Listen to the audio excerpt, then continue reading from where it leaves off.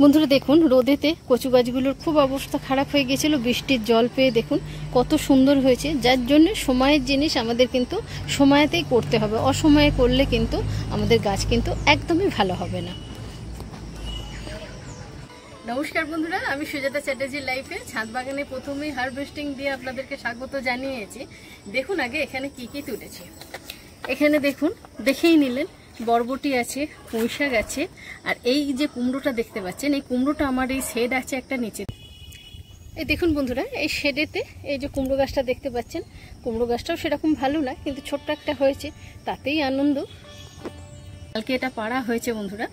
আর এই দুটো ভেন্ডি, শসা আর একটি লেবু, এই হলো বন্ধুরা। এখন আমরা যেসব সবজি লাগাতে পারি আর কি সবজি লাগাবো না সেটা বলবো। আর একটা হচ্ছে, এবছরে আমি একটি জাম গাছ লাগিয়েছিলাম বন্ধুরা, দুটি থোকায় ফুল এসেছিল, আপনাদের এর আগেও দেখিয়েছি। কিন্তু জামের কালার আর জামগুলো কত বড় হয়েছে, চলুন আপনাদেরকে একটু দেখাই, তারপর বলবো আপনাদের এই মুহূর্তে আমরা কি কি সবজি চাষ করতে পারি। চলুন দেখাই। এই দেখুন বন্ধুরা, এখানে কিন্তু আমি একদম চাপা দিয়ে রেখেছি। দেখুন, আমি তো ভাবছিলাম কি ব্যাপার, জামগুলো বড় হচ্ছে না কেন।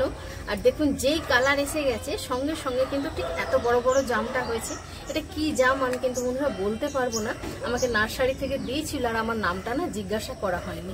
এটা আমি কিন্তু সাদা জামও একটা নিয়ে এসেছি, সেটা আপনাদের তো দেখিয়েছি। আবার দেখুন নিচেতে আরেকটা থোকা আছে।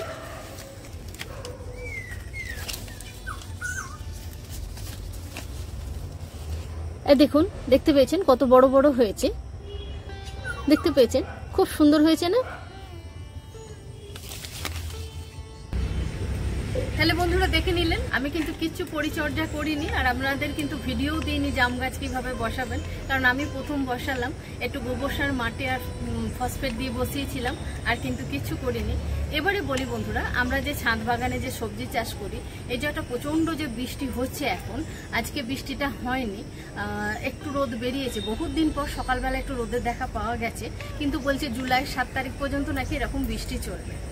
এবারে আমি যে সমস্ত আপনাদের প্রথমে হারভেস্টিংগুলো দেখালাম, সেই সমস্ত বীজ কিন্তু বর্ষার বীজ আমরা বসাতে পারি। এই যে আমার হাতে রয়েছে দেখুন, ঝিঙে রয়েছে, বরবটি রয়েছে, উচ্ছে রয়েছে, এখানে হচ্ছে লাউ রয়েছে। আমরা কিন্তু কখনোই এখন কিন্তু শীতের বীজ বসাবো না। বন্ধুরা, কুকুরটার এত আওয়াজ আসছে, যার জন্য ভয়েস রেকর্ডটা দিতে কিন্তু বাধ্য হলাম। এক বন্ধু আমাকে জিজ্ঞাসা করেছেন ফোনেতে, সে নতুন বাগানে, যে এখন কি শীতের সবজি বসাবো? না বন্ধুরা, শীতের সবজি কেউই বসাবেন না এখন। শীতের সবজি বসাবো কিন্তু আমরা ভাদ্র মাসে। আমাদের কিন্তু দুর্গাপুজোর পরেতেও কিন্তু মারাত্মক বৃষ্টি হয়, তাই আমরা এখন নতুন করে যে বীজ বসাবো সেটা কিন্তু বর্ষারই বীজ বসাবো। এখন যে মারাত্মক একটা বৃষ্টি চলছে, এই সময় কিন্তু আমরা কেউ কোনো রকম বীজ বসাবো না। জুলাই 7 তারিখ পর্যন্ত বলছে এরকম বৃষ্টিটা হবে, তারপর একটু বৃষ্টিটা কমবে, তখন আমরা বীজ বপন করব। শীতের বীজ যখনই আমরা বসাতে যাব, তখনই কি হবে বলুন তো, গাছটা হলো বড় হলো, যখন ফল দেওয়ার সময় হবে, হয়তো দুটো একটা ফল হলো, তারপরে গাছটা কিন্তু পাকড় মেরে যাবে। পাকড় বলতে কি, বুড়ো হয়ে যাবে, সে করে ভর্তি হয়ে যাবে। কারণ ছাদ বাগানে আমাদের ছোট্ট ছোট্ট জায়গাতে চাষ করা, যার জন্যই কিন্তু আমরা এখন থেকে একদমই শীতের বীজ বপন করব না।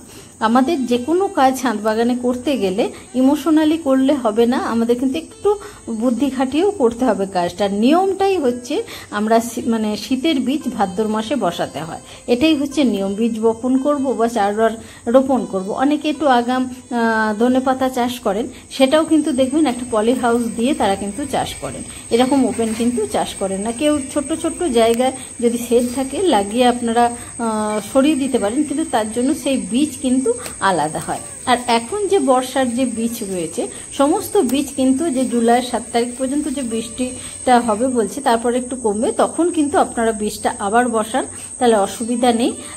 যে সমস্ত বর্ষার বীজ আছে সমস্ত বীজই কিন্তু আমরা বসাবো।